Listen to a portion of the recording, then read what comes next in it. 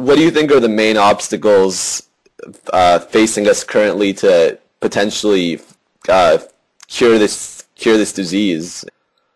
Right. Well, if you Do look the, at cancer research overall, prostate cancer is one of the most promising areas.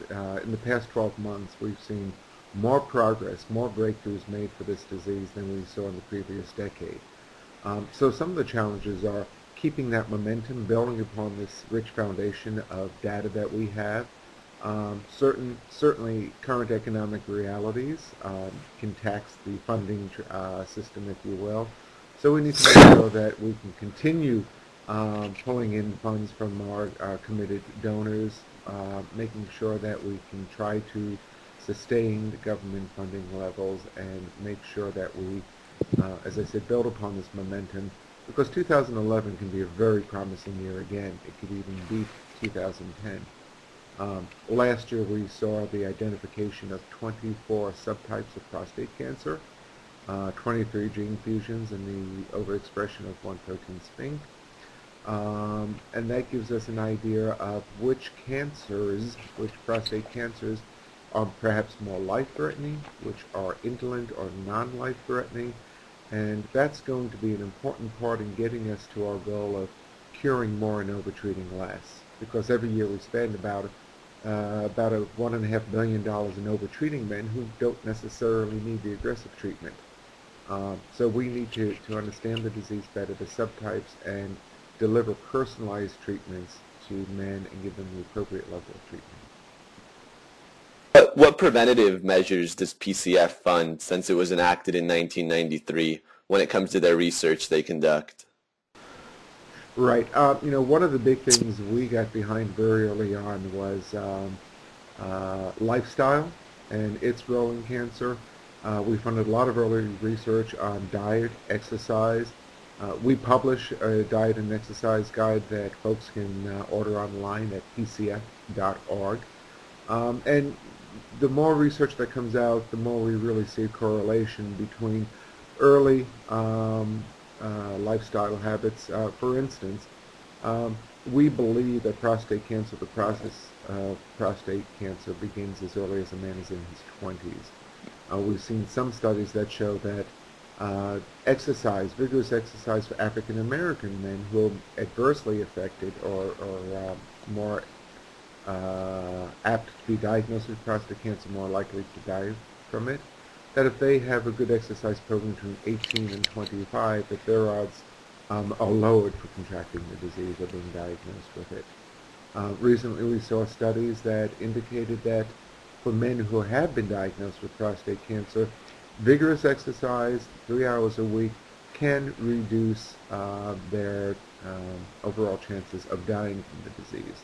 So the data is constantly coming in. We know that a good diet, primarily a Mediterranean diet or heart-healthy diet, is also good for cancer. Fat can feed cancer and fuel cancer growth. How important do you find the mind-body relationship and being in a stress-free environment to be in relation to prostate cancer? Certainly, stress can have an impact on the patient's overall health and well-being. That is why, in fact, that is why I started the blog. It was not only stress reducer for me, but it provides a safe place where men can go. They can share their feelings.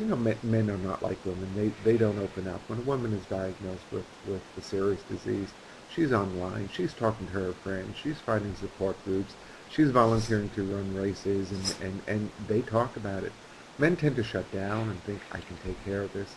But I have found, especially through the blog, that when they can have a safe, quiet place, they can share their fears, get more information they need, realize they're not alone, that's a great opportunity for them. And it's worked, as I said, it's a two-way street.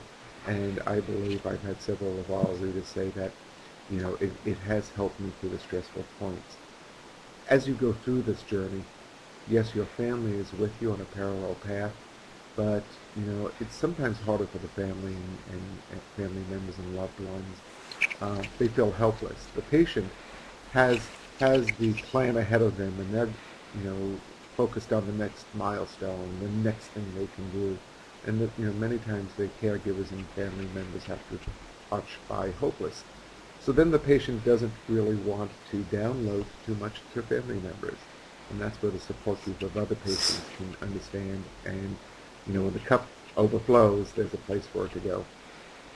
And could you speak a little bit about the PCF's venture philanthropy model and how you bring about collaboration between researchers who are funded by the PCF? Oh, certainly. As I mentioned, we are cash in, cash out. That's part of the model. When we first started out, we required that requests for grants do not exceed 5 pages in length. Many times grant proposals can fill 2 file boxes or more. We limit it to 5 pages. You need to tell us your idea succinctly. We review in 30 and we fund within 60 days. And that has really, other organizations have started to follow these guidelines in the model. We also require our researchers to share their data. And back in the 90s, this was a heretical idea. This is my data. I'm going to protect it. But every year we have a scientific retreat where we have more than 300 of the world's leading scientists and researchers, many of them funded by us, and they present on their latest findings and the studies they're involved with. And we really see an acceleration because of that shared data. Some can help solve problems others are seeing. Some can add a new idea to their projects. It's interesting to sit in the back of the room and hear one presentation and you see 2, 3 light bulbs go on, and all of a sudden there's another meeting taking place. And it could be a potential new project. Yeah, we recently started a media wiki as well on our website, so any researcher who wants to publish some of their data where they aren't able to in like a medical journal or their thoughts can be able to do so. It's so important because so much of what's coming out of cancer research in general, isn't just directed towards any one cancer. There's overflow. There's applications for other cancer states. So it's important to share that data. And certainly prostate cancer research, we've seen an acceleration of discovery and progress. Getting more into the prostate cancer field, what is the role of the prostate gland in men? As I said earlier on, the prostate produces semen. The sperms are produced in the testes, as everyone knows with testicles. They journey through the prostate, are mixed with the semen, and it ensures that the sperm has a safe conveyance, if you will, in the reproductive process. When should most men start getting tested for prostate cancer? We concur with the American Urologic Association and recommend that by the time a man is 40 years old, he develop what we call a prostate health plan. And that means speaking to his physician, talking about his personal health history, the family history, because if you have a family history of prostate cancer, the odds go from 1 in 6 to 1 in 3. So based upon that, lifestyle factors, we recommend the baseline at 40 or shortly thereafter, and then to decide upon with the physician, is it every 2 years, is it 5 years, is it every year for your annual exam? It's an easy, just check off the box on the blood work, lab work that's being done with a man's annual exam. There's been a lot of controversy over the PSA. Some opponents say it raises undue anxiety. There can be false positives. But what patients need to understand is the PSA is not a cancer-specific test. It is one diagnostic tool in a very involved process. This is not a simple disease.